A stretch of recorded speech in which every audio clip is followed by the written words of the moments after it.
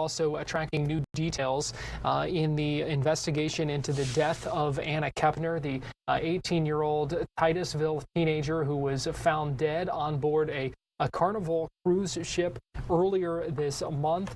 It's still a lot of questions about that because the FBI at this point has still been very quiet. No official word about what is going on in that case. And so we are continuing to get some more information from other legal sources, court documents, and other cases. That family court case that we have had gotten a number of interesting details about.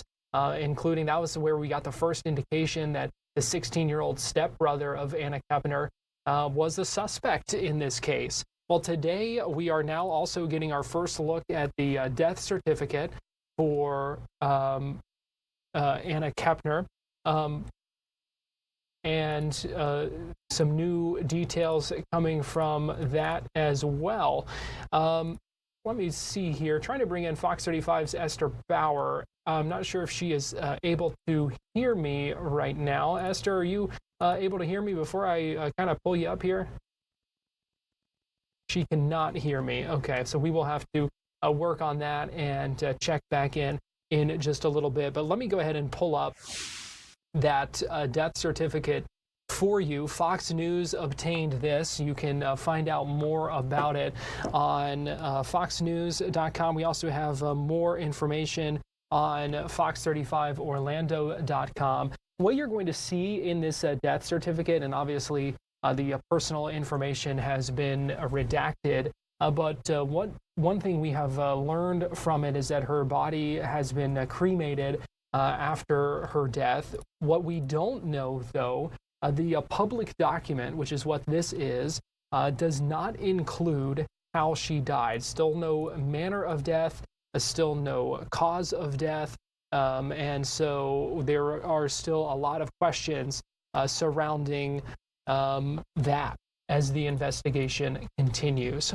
Now I can bring in Fox 35's Esther Bauer, who is joining us live now via Zoom. And Esther, we appreciate you joining us here on Florida Live as we've discussed continuing to pore over these court documents that give us just little bits of information at a time, and that's just kind of the way that this has all been going over these past couple of weeks. Yes, and we might get some more information because newly filed today in this unrelated family court case between Anna's stepmother and the stepmother's ex. Now, in that custody battle, they are wanting Anna's stepfather to testify in that case. So this is not super normal because, again, this stepmother is divorcing from a different ex. It's not necessarily common to bring in a new spouse into this unrelated custody battle. But now when you have a custody battle and then you throw in the wrinkle of someone within that custody battle being possibly charged and accused of murdering another family member, this lawyer for the ex-husband is going to want as many people as they can find that could throw a wrench into the mother being fit to care for the other children. So what we are hearing from people that are tracking this case is that the attorney for the ex is wanting this new husband of the stepmother to become part of this case because he wants to prove the stepmom is not fit to care for the other children if this alleged possible murder took place under her watch with her 16-year-old son. So that is the latest development that we are tracking in this case. Not sure what's going to happen, but the criminal defense lawyer that we spoke with said it is likely we will get more details from what was going on that cruise. Where were the parents? What were they doing? Why were these children staying in this room? Those are questions we think this father is going to be asked. Again, the father we're speaking of is Anna's biological father. So he's going to be asked questions like this.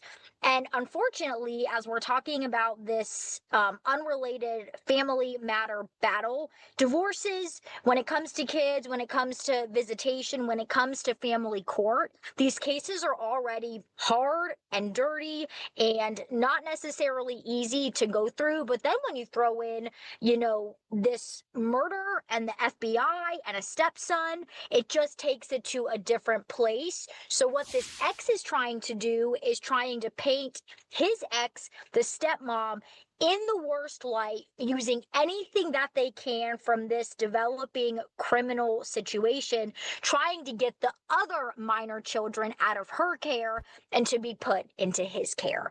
So that's what we're tracking. I know you had that death certificate document. Still no updates from the ME, still no updates from the FBI. But as you started to say, just trickling in, we're getting new details on this case still from that unrelated family court battle. And again, we're tracking the case closely. Still no word on whether or not the judge involved is going to put that gag order, is going to seal the case.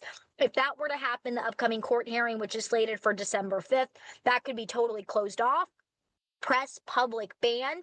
As of now, nothing's been filed. So this, where we could see the father have to share his side of the story or answer questions on what happened, is slated for December 5th. Yeah, I'm glad you brought up that gag order that we talked about yesterday, because that is a notable piece here while we wait on that, because this testimony that the father is now being subpoenaed to show up and provide.